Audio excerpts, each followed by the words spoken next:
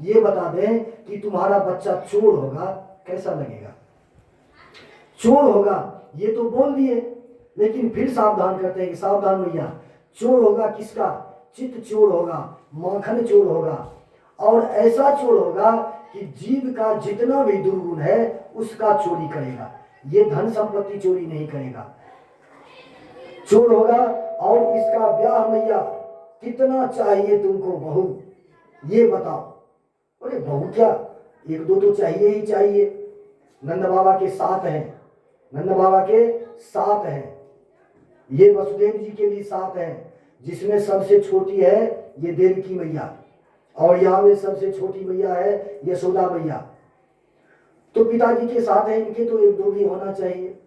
बोले एक दो नहीं होगा भैया, और ज्यादा होगा। तो कितना और ज्यादा होगा? इसके 7 हैं तो इनके 10-11 हो जाएंगे। नहीं भैया और होगा। अरे और कितना होगा? 25-50 होगा। नहीं भैया उससे भी ज्यादा होगा। अरे बोलो तो सही, तो सीधे और होगा और होगा। बोले भैया 16,108 ब्याह इसका होगा। अब ये सुनते ही भैया का माथा चकरा गया। मेरी बाबा आप क्या बात बता रहे हैं? 16,108? हम तो सोच रहे थे कि 2-4 पत्नियां हैं, लेकिन इसके 16,108 पत्नियां होंगी। बताओ इसका लालन पालन कैसे होगा, कैसे मेरा लल्ला रहेगा? अब अकेला लल्ला और 16,108 पत्नियां, बताओ जिसके घर में 2 पत्नियां होती है उसकी दशा क्या होती है, वो मैं अभी बता रहा हूं। एक व्यक्ति था, उसकी 2 पत्नियां, तो बहुत प्रेम से रहता था। दोनों के लिए एक ऊपर बना दिया, 2 रूम का फ्लैट, सब चीज का व्यवस्था, और एक के लिए, बड़ी के लिए नीचे और छोटी के लिए ऊपर, सब चीज का व्यवस्था, खाने पीने से लेकर के ऐशो आराम तक। कोई दोनों में कोई झगड़ा नहीं हो कि तुम्हारे पास ये है तो मेरे पास ये नहीं, जो चीज इसके यहाँ वही चीज ऊपर में उसके लिए। अब एक दिन क्या हुआ कि दिवाली का दिन आया। दिवाली का दिन आया तो हर पत्नी की इच्छा होती है कि अपने पति के साथ दोनों प्राणी मिलकर के दिया का उत्सव मनाओ, ऐसा करो। तो उस दिन क्या हुआ, ये सोच रहा है कि दोनों जगह अपना अपना बारी बारी से कर लेंगे।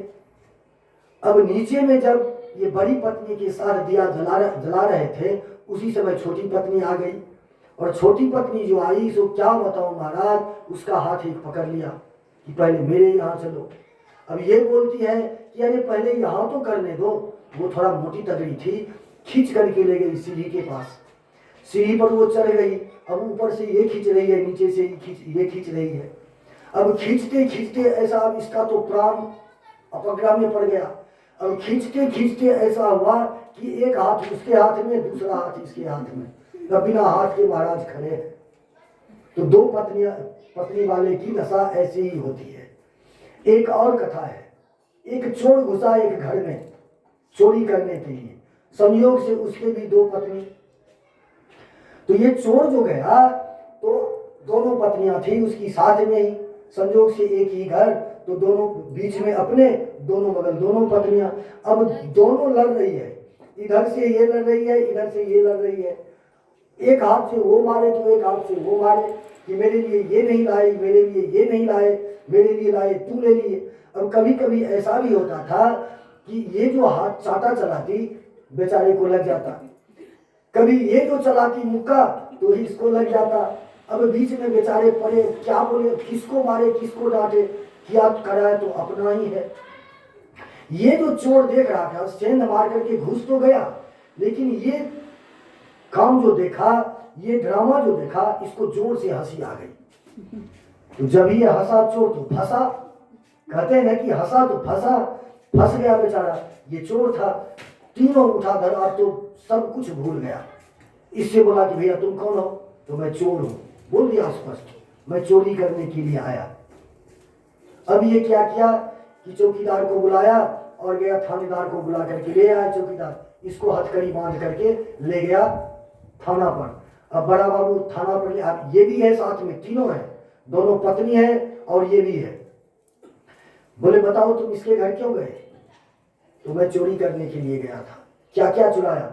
बोले सरकार मैं चुराया कुछ नहीं, अब कुछ चुराता ही, तब तक ये दशा मैंने देखी, तो तुमको सजा मिलेगी। अब ये रोने लगा कि कोई सजा दो मुझको, कोई दिक्कत नहीं है, मुझे फांसी पर लटका दो, सूली पर चढ़ा दो, कोई दिक्कत नहीं है, लेकिन ऐसी सजा मुझे मत देना। थानेदार से बोलता है। अब थानेदार के समझ में नहीं आ रही ये बात, तू ये क्या बोल रहा है, और ये बार बार बोल रहा है कि मुझे सब सजा मंजूर है, लेकिन ये सजा मुझे मंजूर नहीं है। बोले अरे क्या सजा मंजूर नहीं है? तो प्रभु मैं जो फंसा, ये इनकी 2 पत्नियां हैं, दोनों के हाथ से मार खा खा के ये आज धन्य हो गए, और यही दशा देख करके मुझे हंसी आई और मैं फंस गया। तब जाकर के उसको मुक्त कर दिया। तो यही दशा होती है। तो इसी विवाह को में मैया बैठी हुई है, सोच रही है कि ऐसे कैसे हो सकता है। अब गर्ग महाराज गर्ग यहाँ से निकले हैं, इनको भी बहुत सारा दान दक्षिणा मिला। इनको जो यहाँ मिला दान दक्षिणा नामकरण संस्कार में, ये आए और लुटाते हुए रास्ते में गए, बहुत मिल गया था, अब इतना लेकर के क्या करते। और ये भी आए हैं, बोलिए बाल कृष्ण लाल की जय। और आने के बाद वसुदेव जी को बता देते हैं कि आपके दोनों बच्चा का नामकरण संस्कार हो गया, मैंने कर आया। तो दोनों बच्चा ठीक तो है? बोले हाँ एकदम पवित्र है, स्वस्थ तंदुरुस्त है। अब इधर भगवान छोटे थे, घुटमन घुटमन करके अब चलने लगे हैं, और धीरे धीरे 1-1.5 साल के हो गए हैं। अब 1-1.5 साल की जब हुए हैं, तो एक दिन क्या हुआ कि भगवान शंकर और भगवान नारायण दोनों आपस में भक्त और भगवान हैं। जब रामेश्वरम की स्थापना हुई थी, तो वहां पर जब रामेश्वर की स्थापना होने लगी, और जब उस महादेव का नाम रखने की बारी आई, तो हनुमान जी बोलते हैं कि इनका नाम क्या होगा? तो बोले इनका नाम क्या होगा? रामेश्वरम होगा। तो रामेश्वर शब्द का अर्थ क्या होता है? तो बोले राम है जस्य ईश्वर स रामेश्वर, राम जिसके ईश्वर है वो रामेश्वर, और रामस्य जह ईश्वर स रामेश्वर, राम के जो ईश्वर हो वो रामेश्वर। ये भगवान राम बोले हनुमान जी से। हनुमान जी पूछा था कि रामेश्वरम का अर्थ क्या होता है? तो रामस्य जस्य जह ईश्वर स रामेश्वर, सीधी सी बात है हनुमान, जो राम के ईश्वर वो रामेश्वर। भगवान तुरंत शिव जी प्रकट हो गए और हाथ जोड़ लिए, प्रभु नहीं, राम जस्य ईश्वर स रामेश्वर, राम जिसके ईश्वर है वही रामेश्वर। तो दोनों में अन्योन्य आश्रय संबंध है। कहता है ना कि जो शिव की पूजन करे और नारायण की पूजन नहीं करे, तो नारायण उस पर कभी प्रसन्न नहीं होते हैं। बिना शिव के नारायण कुछ नहीं, और बिना नारायण के शिव कुछ नहीं। शिव द्रोही मम दास कहावा, सो नर मोही सपने नहीं पावा। यदि हम ये समझते हैं कि नारायण से हम प्रेम करते हैं और शिव से द्रोह रखते हैं और नारायण मुझे प्राप्त हो, तो सपने में भी ये सोचना बंद कर दीजिए कि कभी मुझे नारायण मिलेंगे। तो भगवान शंकर जी भी आ रहे हैं। आज फिर बहुत सारा उत्सव हो रहा है यहाँ पर। तो इतना रोज का रोज, मान लीजिए जब ये कोई 2-4 गोपियां आ गई तो उत्सव ही हो रही है, उत्सव ही चल रहा है, सब कुछ बट रहा है, रोज बधाइयाँ दी जा रही है, बधाइयाँ लुटाई जा रही है। तो फिर उत्सव हुआ। अभी इस उत्सव में आ गए भोले बाबा, और भोले बाबा का तो रूप जैसा है वो सब जानते हैं। गले में सर्प है, यहाँ पर चंद्रमा है, गंगा जी है, और अर्धनंगावस्था, बाघंबर पहने हुए, हाथ में त्रिशूल लिए हुए, डमरू बजाते हुए मदारी का रूप लेकर के आ गए, और द्वार पर आवाज लगाए कि मैया मुझे भी लल्ला का दर्शन कराओ। ये करते करते अंगना में प्रवेश करने लगे भगवान शंकर। लेकिन गोपियां जो थी सब इनका रूप ही देख करके डर गई। अब जब गोपी डर गई तो बच्चा का क्या हाल होगा? ये लोग गोपियां लोग सब धक्का दे करके बाबा को विदा कर दिया। ये बात समझ गए भगवान ठाकुर जी, समझ गए। अब ये तो चले गए, बहुत देर खड़े रहे वहां पर, जब कोई दर्शन नहीं देने दिया, दर्शन नहीं हुआ ठाकुर का, तो ये चले गए यमुना किनार, अपना ध्यान लगाने में बैठ गए कि जब तक ठाकुर मैं तुम्हारा दर्शन नहीं करूंगा मैं भी यहाँ से हिलने वाला नहीं। वहां पर बैठ गए, आसन मार करके ध्यान में नारायण नारायण नाम का उच्चारण करने लगे। हे कृष्ण आपका दर्शन हो, हे कृष्ण आपका दर्शन हो। अब यहाँ पर लल्ला ने क्या किया कि जोर जोर से रोना शुरू कर दिया। कितना भी चुप कराए लल्ला चुप ही नहीं हो रहा है। कोई लाख प्रयास किया, कितना भी प्रयास किया, लल्ला चुप नहीं हो रहा है। तब जाकर के एक गोपी बोलती है कि मैया हो सकता है एक मदारी बाबा आया था और वो बोल रहा था कि मैं लल्ला का दर्शन करूंगा और उसको हम लोगों ने धक्का मार करके बाहर कर दिया। हो सकता है वही महात्मा कुछ करके गया हो, इसीलिए लल्ला रो रहा है। और हुआ भी यही था कि बाबा का अंगने से जाना और लल्ला का रोना शुरू हो गया था। कितना भी डॉक्टर को बुलाया, वैद्य को बुलाया, क्यों रोना बंद करे। अब होता क्या है कि नवजात शिशु है, रोना शुरू किया, क्यों नहीं चुप हो रहा है। अब सब मैया बोली, नंद बाबा आए, बोले कि जाओ उस बाबा को ढूंढ करके लाओ। सब गोपी चली है। तब तक तो रात्रि का बेला हो गया था, संध्या होने वाला था। अब गए सब, तब तक तो सूर्यास्त हो चला था। तो गए, देखे कि दूर से ही कि एक महात्मा, वही मदारी है, त्रिशूल बगल में गड़ा हुआ था। सब बोले कि वही महात्मा है, चलो उसको पकड़ के उठा के लाते हैं।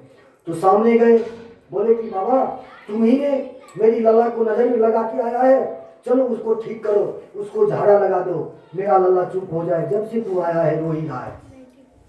अब तो बाबा प्रसन्न हो गए कि चलो ये बहाना ही सही, ठाकुर जी कोई उपाय तो लगाए, कोई रास्ता तो निकाला। बाबा आते हैं उसके साथ, गोपियों के साथ। और जब आते हैं तो मैया एकदम फिर भी वही रूप है, गले में सर्प है, बाघंबर है, त्रिशूल है, जटाजूट लटकाए हुए, यहाँ भी सांप, कमर में भी सांप, हर जगह सांप, कान में बिच्छू, सब कुछ में सांप ही है, जटा में सांप लपेटा हुआ है। तो मैया आ तो गई साहस करके, लेकिन अब डर रही है कि बाबा तुम्हारा सांप जब हम लल्ला को उघाड़ेंगे, वस्त्र हटाएंगे और तुम बोलते हो कि दर्शन करेंगे, तो कहीं ये लल्ला को फुफकार मार दिया, सांप काट लिया, तो इसीलिए दूर से ही दर्शन करो, मैं लल्ला को छूने नहीं दूंगा। और बाबा बोलते हैं कि मैया मैं जब तक लाला को अपने गोद में नहीं लूंगा तब तक झाड़ा कैसे लगाऊंगा, इसीलिए मुझे गोद में चाहिए। अब बहुत जब परेशान किए, अब मरता क्या नहीं करता, बच्चा है कि रोना बंद नहीं कर रहा है, तो चलो ठीक है, गोद में ही भगवान का नाम आंख बंद करके स्मरण किया और बोले कि लो। भगवान के गोद में जाते ही लल्ला खिल खिल करके हंसने लगा और दाढ़ी पकड़ करके दुला रहे हैं, मानो नारायण और भक्त और भगवान का यहाँ पर वार्तालाप हो रहा हो। दोनों मगन हो गए और दोनों चरण को उठा करके बाबा भोले ने अपने माथे से लगाया कि इसी चरणों से गंगा जी जो निकली है मैं अपने जटाजूट में लपेट करके रखा हूँ। आज तो मैं धन्य हो गया कि हे ठाकुर जी तुम्हारा चरण ही मिल गया। ऐसा सौभाग्य माँ लक्ष्मी को भी कभी नहीं मिला होगा जो आपका चरण उसके माथे पर हो, लेकिन आज मेरा सौभाग्य देखो प्रभु कि दोनों चरण मैं अपने माथे पर ले रहा हूँ। ऐसा करके जुग जुग जीवे री यशोदा मैया तेरो लगना, ये भजन गाते हुए आशीर्वाद देते हुए मैया बोलती है कि चलो दर्शन तो हो गया, अब मेरे लल्ला को ऐसा आशीर्वाद दो कि कभी कुछ नहीं हो। बोले मैया जुग जुग जिए तेरा लाला, जब तक जिए कुछ का क्लेप ना हो, रोए भी झड़के ना गिरे, ऐसा मैं आशीर्वाद देके जाता हूँ, कभी कुछ नहीं होगा। और ज्यादा कुछ हो तो मैं तुम्हारे ही गांव में उत्तर दिशा में जो शिव जी का मंदिर है मैं ही हूँ। तब जाकर के भगवान बोल दिए। भगवान भी गए, शिव जी भी गए अपने यहाँ, और इधर लल्ला भी खुश है। अब भगवान ने एक चोर मंडली बनाई, अब माखन चोरी लीला शुरू होगी, लीला करनी है। तब तक ये घुटमन करके चलना जो था, घुटने के बल चल रहे थे। अब भगवान धीरे धीरे 5 वर्ष के हो गए और 5 वर्ष की अवस्था हुई तो एक बाल मंडली बनाई और सब बाल मंडली जब एकत्रित हुआ तो उसका मुखिया हो गए गांव का मुखिया नंद बाबा और इस बाल मंडली के मुखिया हो गए गोपाल। तो बोले कि मुझे मुखिया मानो, मैं जो जो कहूँगा वो सबको करना है। तो बोले क्या? मैं देखा कि उस दिन की गोपियां लोग अपने मटके में मक्खन, छाछ, दही सब सजा करके रखी है, इसीलिए चलो चोरी करके खाएंगे, बंदरों को खिलाएंगे।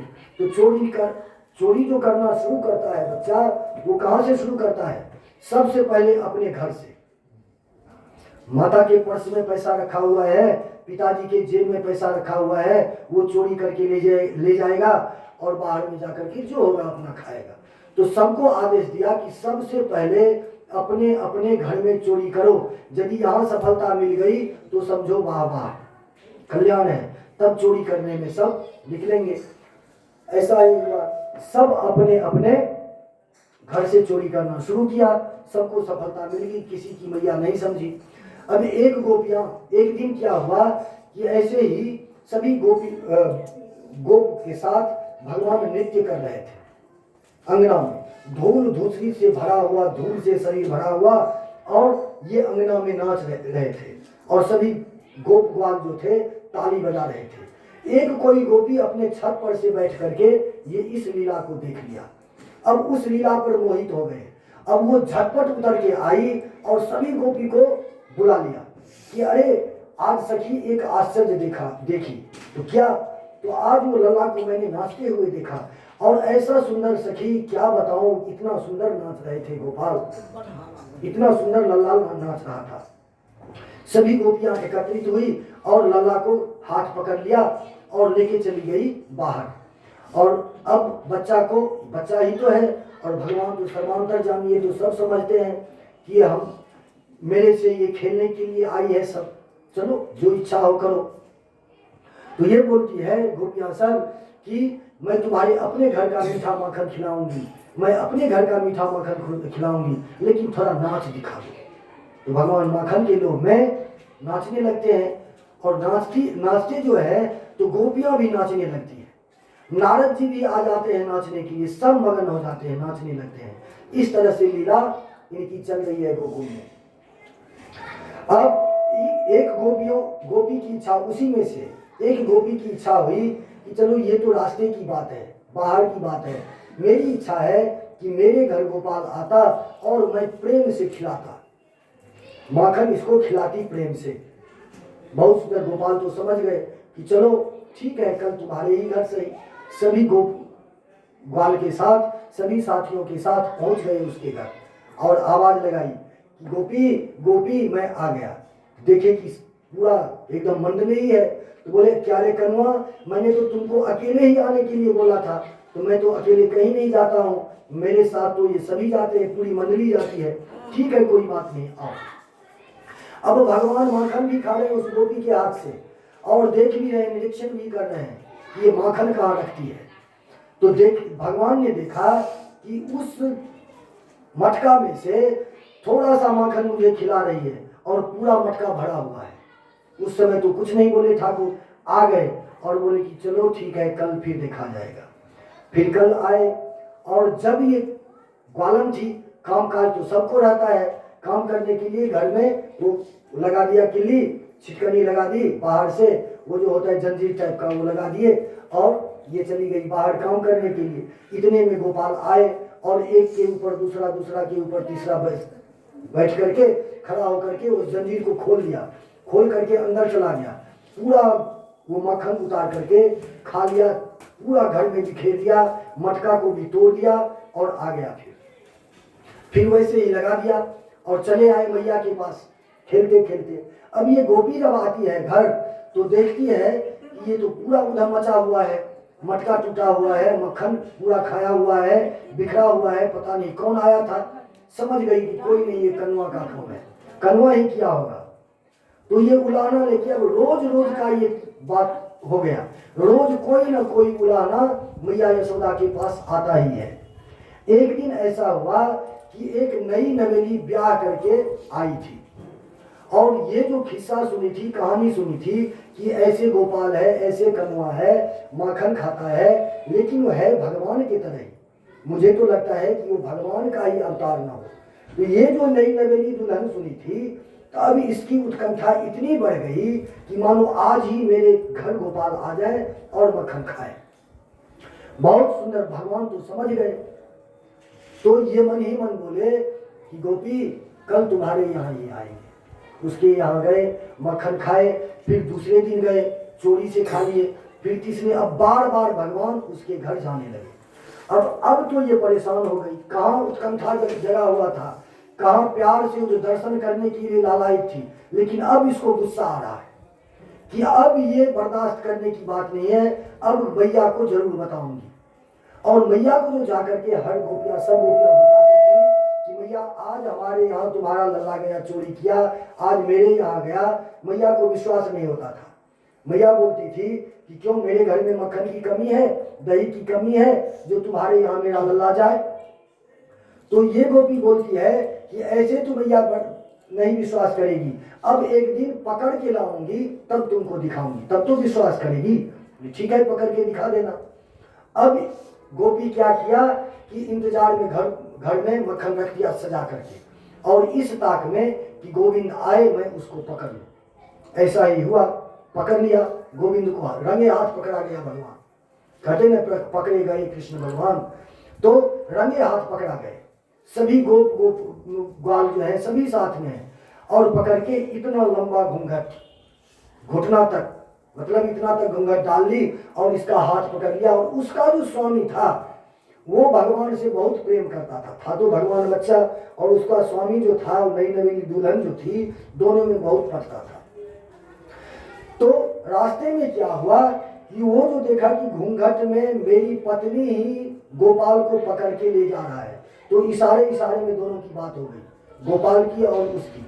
अब ये बोलती है कि मैया गोपी ऐसा करो ना, मैं तो बच्चा ही हूँ ना, तुम बड़ी हो, मेरा ये हाथ दुखने लगा है, ये हाथ छोड़ो, ये हाथ पकड़ लो। और इशारा से बुला लिया उसके पति को, और अपना हाथ ये तो छुड़ा लिया, दूसरा हाथ पकड़ाने के बदले उसका हाथ पकड़ा दिया। अब घूंघट में इसको क्या पता कि मेरे स्वामी का हाथ पकड़ के मैं जा रहा हूँ कि गोपाल का हाथ है। और ये दौड़ते हुए दूसरे गली से जाकर के मैया की गोद में बैठ गया और माखन खाने लगा। अब ये गोपी एकदम जोर जोर से बोलती भी जाती है, मैया समझती नहीं है, विश्वास नहीं करती है। आज जब सामने में देखेगी अपने गोपाल को, तब पता चलेगा कि मेरा लल्ला सही में चोरी करके खाता है। और ये बेचारे हंस रहे हैं, कुछ बोल नहीं रहे, इनको भी शायद मजा आ रहा हो कि चलो देखेंगे ये नजारा। ये होते होते और गोप गौर और सखी सब भी साथ में है कि चलो हम भी देखेंगे कि आज क्या हो रहा है। जब अंगना में पहुंची तो ये जोर, घूंघट तो है ही, और जोर से बोली, अरे यशोदा मैया, अरे यशोदा मैया, कहाँ अंदर बैठी हो, आज देखो मैं प्रत्यक्ष में तुम्हारे लल्ला को पकड़ के लाई हूं। अब ये इनको मैया को तो हंसी आ रही है कि क्या नाम सुना बोलती जा रही है। देवी थोड़ा घूंघट तो उठा करके देखो।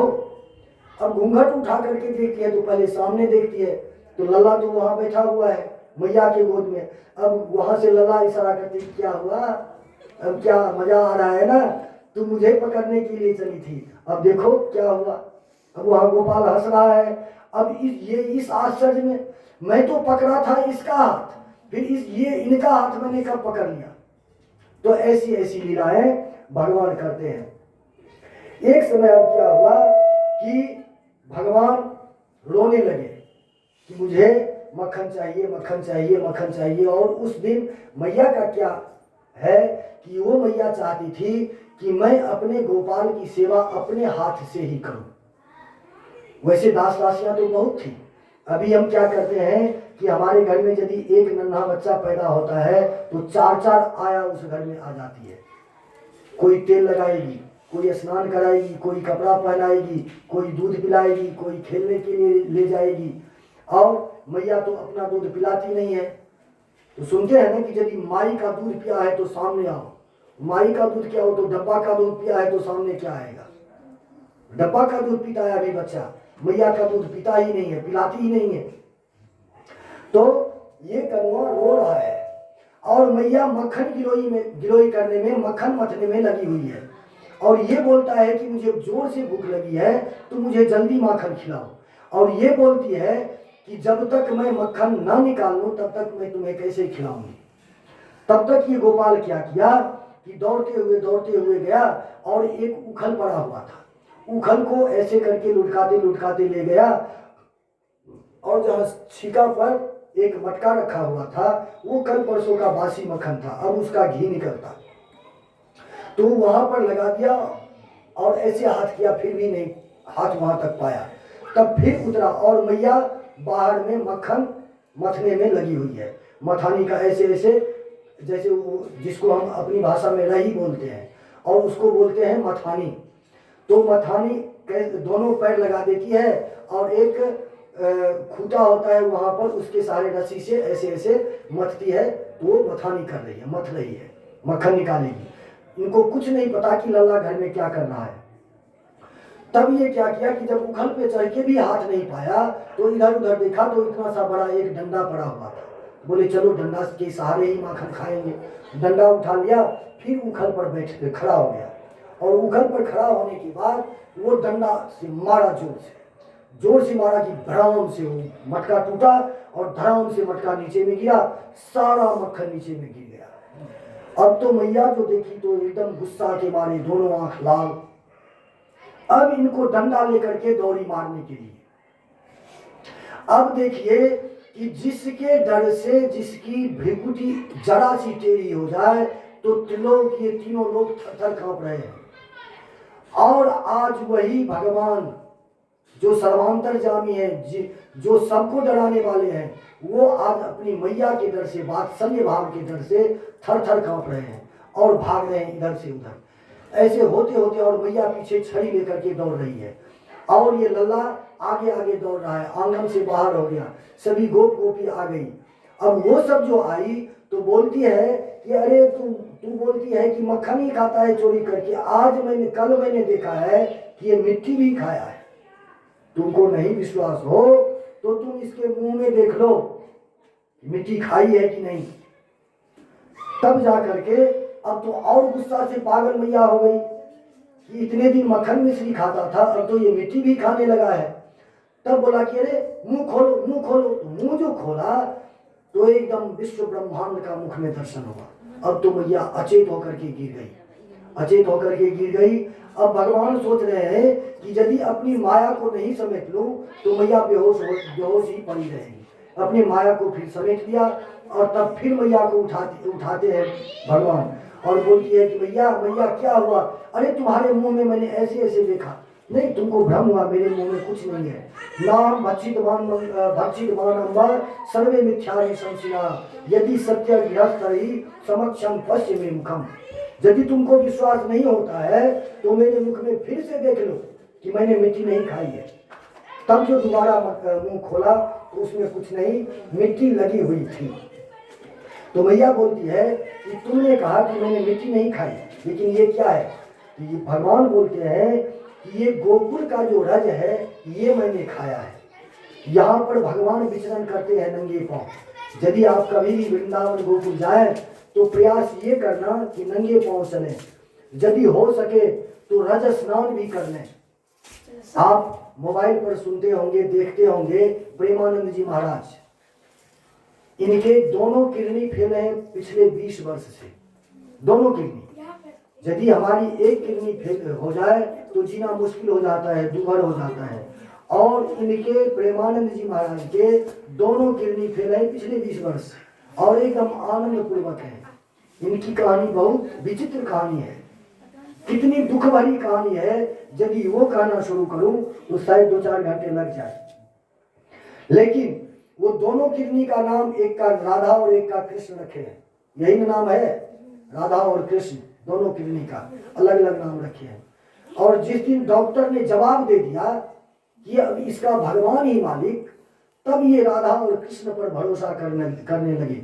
और ठाकुर, जब तुम्हारे ही ऊपर ये बात चली गई तो राधा और कृष्ण दोनों किडनी का नाम रखता हूं, अब तुम ही संभालो, जो करना है करो, दुख दो या सुख दो, सब तुम्हारी इच्छा, मैं उसी को स्वीकार करूंगा। तो जब भगवान के ऊपर हम छोड़ देते हैं तो सब कुछ ठीक हो जाता है। तो ऐसा विश्वास करके ये जो है, ये भगवान ने अपनी माया को समेट लिया और माया समेटने के बाद सब अपने अपने काम में लग गए। अब एक दिन की बात है, जब ये बाहर से आए हैं तो फिर एक गोपी उलाहना लेकर के आई। तो अब इस दिन, अब आज बहुत उलाहना सुन लिए, बहुत उलाहना सुन लिए, अब तुमको बांधूंगा मैं, बांध ही दूंगी। जब बांध दूंगी तब तुमको पता चलेगा। तो मैया ने क्या किया कि उखल के सामने ले गई, उखल के पास ले गई और रस्सी लाई घर से, और रस्सी से उसके कमर पर बांध करके ऐसे करके लपेटने लगे। लेकिन होता था क्या कि कितना भी बड़ी रस्सी लाते थे वो 2 उंगली छोटी हो जाती थी। ऐसा क्यों? क्रोध, लोभ, मोह, अहंकार जो है, ये जो 2 है, क्रोध और लोभ, जब तक ये, चाहे मोह और माया जान लीजिए, जब तक ये है हमारे अंदर, तब तक भगवान हमारे से नहीं बंध पाएंगे, चाहे कितना भी उपाय कर लें। भगवान समझ गए, जब परेशान हो गई मैया, तब जाकर के मैया के हाथ से बंध गए। अब भगवान सोच रहे हैं कि चलो जब बंध ही गए तो इसके बहाने एक कार्य कर लेता हूं। ये कार्य क्या है? तो एक दिन की बात है, नारद जी कहीं जा रहे थे, एक सरोवर रास्ता में पड़ता है, उस सरोवर में ये स्वर्ग की अप्सराओं के साथ 2 व्यक्ति, ये क्या कहते हैं, मणिग्रीव और नलकुबर, रुद्र के अनुचर हैं दोनों। कुबेर का बेटा है और रुद्र के अनुचर। रुद्र के अनुचर मतलब शिव जी के अनुचर, अनुचर मतलब नौकर। एक तो धनी बाप का बेटा और शंकर जी के यहाँ नौकरी मिल गई। अब ये दोनों उन्मत्त मदिरा पी करके और अर्धनग्नावस्था होकर के सरोवर में स्नान कर रहे थे। तो जब नारद जी निकले उस रास्ते से, तो जितनी भी महिला थी, जितनी भी अप्सराएं थी, सब अपने अपने अंग को ढकने लगी। लेकिन ये जो दोनों था, इसको कोई फर्क नहीं पड़ा, ये आलिंगन पर आलिंगन किए ही जा रहा है। ये दृश्य जो नारद जी ने देखा, तो दोनों को साफ दे दिया कि तुमको ये इतना तक नहीं पता कि कौन जा रहा है कौन आ रहा है, इतना ज्ञान नहीं है, जड़ की तरह तुम कर रहे हो, चलो तुम दोनों जड़ हो जाओ। तत्क्षण जल लेकर के श्राप दे दिया। जब श्राप दे दिया, तब दोनों धर करके झटपट बाहर आया और मुनि के चरण में साष्टांग प्रणाम किया। प्रभु, आपने श्राप तो दे दिया, लेकिन इसका उद्धार का रास्ता तो कोई होगा, ये मुझे बताए। बोले कि उद्धार का एक ही रास्ता है, जब कृष्णावतार होगा, भगवान का अवतार होगा, तो मैया यशोदा के अंगना के मुख्य द्वार पर 2 वृक्ष के रूप में दोनों भाई, जिसको बोलते हैं यमलार्जुन पेड़, जिसको अशोक पेड़ बोलते हैं, इस वृक्ष के रूप में दोनों खड़े रहोगे और भगवान के द्वारा तुम्हारा उद्धार होगा। यही लीला भगवान आज कर रहे हैं। तो भगवान ने सोचा कि चलो जब उखल में बंद ही गए तो एक लीला कर लेते हैं। उस उखल को घसीटते घसीटते घसीटते घसीटते चले गए उस पेड़ के बगल में, और उस पेड़ के दोनों पेड़ जो सटा हुआ था द्वार पर, इतना जगह था, उस दोनों पेड़ के बीच से खुद निकल गए और ओखली को, जो उखल था, उसको फंसा दिया और फंसा करके आगे खींच रहे, ऐसे करके कमर में रस्सी बंधी हुई है। अब उसमें बल लगा रहे, बल लगाते लगाते लगाते लगाते ऐसा हुआ कि दोनों वृक्ष धराशायी होकर के गिर गया। और गिरने के बाद जब ये वृक्ष गिरा, तो एकदम सुंदर वेश में चतुर्भुज रूपधारी वो दोनों मणिग्रीव और ये जो थे दोनों वहां पर अपने रूप में, गंधर्व था, रूप में आए और भगवान से प्रार्थना करने लगे हैं कि वाणी गुणानुकथने श्रवणो कथायाम हस्तौ च कर्मसु मनस्तौ पादयोना स्मृत्यां श्रस्तम निवास जगत प्रणामे दृष्टि सतां दर्शनेषु भवत्तनूनाम।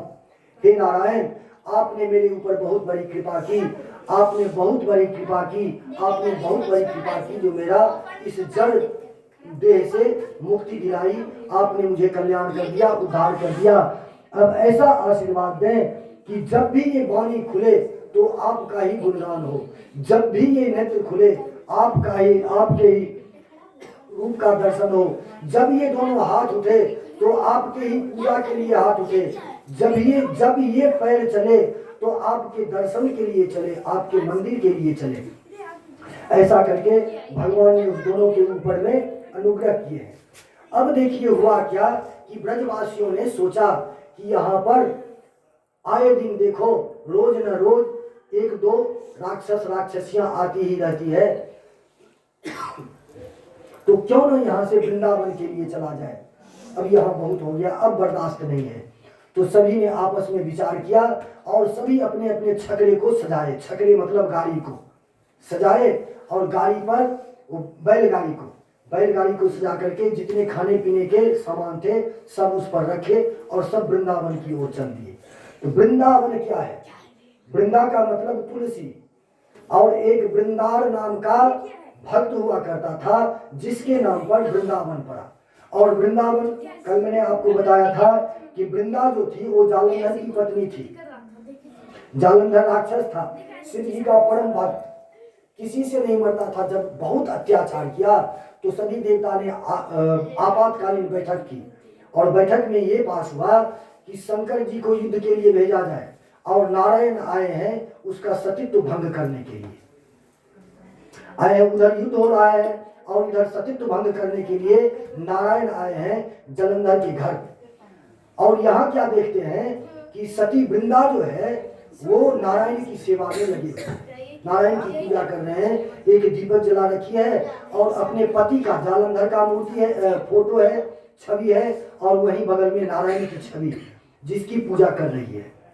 सुबह में तो गए ही थे, और भगवान की माया से ऐसा हुआ कि सूर्यास्त, युद्ध समाप्त होता है, सूर्यास्त हो जाने के बाद युद्ध समाप्त होता था, जालंधर अपने घर आता था, तब जाकर के विश्राम करता, जो होता था अपना करते थे, खाते पीते थे।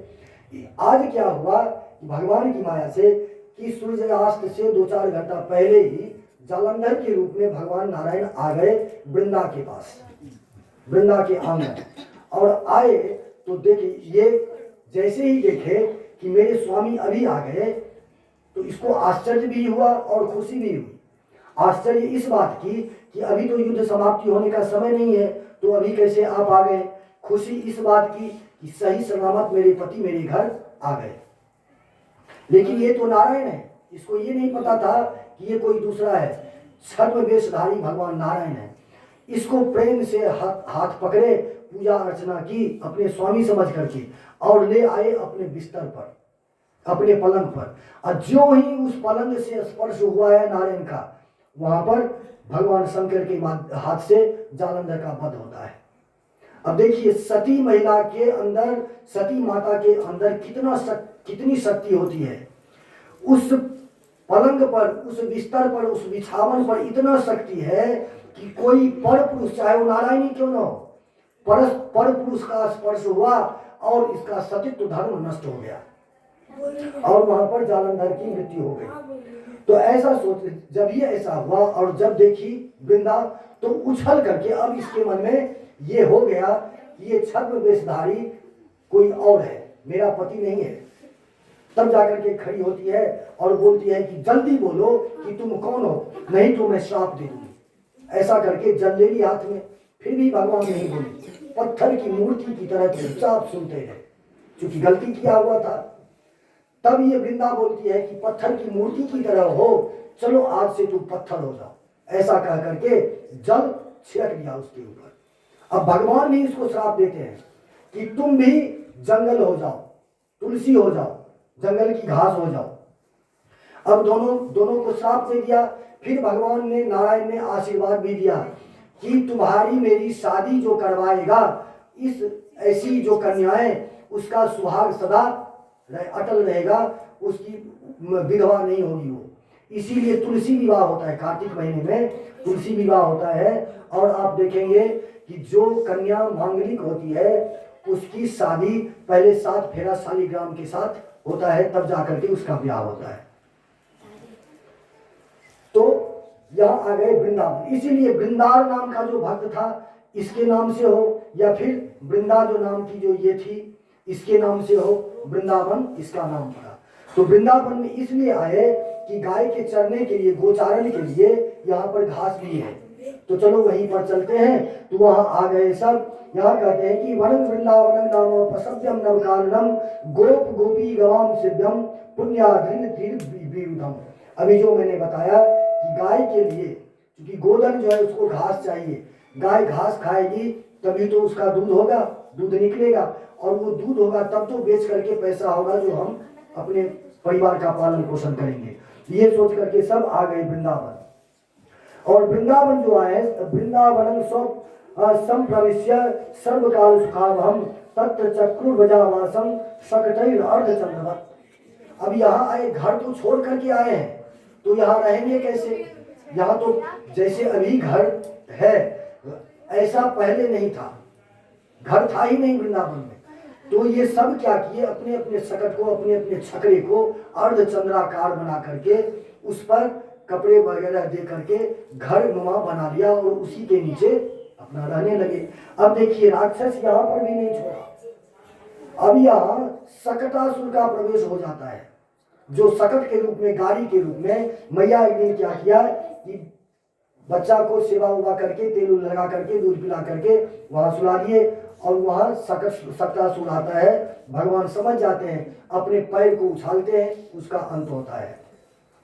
इसके बाद अब भगवान ने कहा कि अब अपनी लीला यहाँ भी शुरू करें। अब राक्षस तो भेजना कहीं भी वो नहीं छोड़ता था कंस, अब यहाँ भी भेजना शुरू किए। यहाँ भेजे हैं बकासुर को। बकासुर, बक मतलब होता है बगुला। बगुला को आप देखेंगे कि नदी के किनारे इतने पानी में रहता है, एकदम ध्यान लगाए हुए, और मछलियां आती है कि चलो सखी कोई महात्मा आए हो, उनके चल के चरण छुआओ, आशीर्वाद ले आओ। मछलियां आती है, जैसे ही चरण छूना चाहती है, बगुला गप से मछली को खा लेता है। इसी तरह से वो बगुला रूपी बकासुर क्या करता था, अपने चोंच को खोल करके रखता और जो उस बीच में जीव आ जाता उसको खा जाता था। तो भगवान ने उसका उद्धार किया है। उसके बाद भगवान कुछ बड़े हुए, धीरे धीरे 5 वर्ष के हुए, 6 वर्ष के हुए। अब भगवान ने जिद किया कि गोचारण करूंगा। मैया के सामने भगवान रोने लगे और बोले कि मैया मेरी इच्छा है कि मैं गोचारण करूं। तो मैया बोलती है कि तुम अभी बच्चे हो, तुम्हारी इतनी बड़ी नहीं उम्र है कि गाय चराओ, तुम बछड़े चराओ, और बलराम जो है, बलराम गैया चराएगा। तो ये 6 वर्ष के, 5 वर्ष के और ये 6 वर्ष के, तो दोनों भाई चले, एक गैया चराएंगे, एक बछड़ा चराएंगे। जंगल में गए गैया चराने के लिए। गैया जो चल रही थी, तो गैया सबके मन में ये हुआ भगवान का रूप देख करके कि मेरा भी बछड़ा, मेरी भी बछिया यदि ऐसे ही गोपाल की तरह होता तो मैं धन्य हो जाती, मेरा स्तनपान गोपाल करते। भगवान तो समझते थे सभी बात। उसी दिन क्या किए कि सभी बछड़े के अंदर आप समा गए, और ऐसा 1 साल तक चला। सभी गैया को संतुष्ट किए, और जब गोचारण लीला शुरू हुई है, तब उसमें क्या करते थे कि जितने भी सखा थे सभी अपने अपने घर से खाने के लिए कुछ न कुछ लाते थे, तो सभी में से सब ले करके खा रहे थे। उसी बीच में क्या हुआ कि एक विचित्र घटना घटी। एक वत्स रूप धारण करके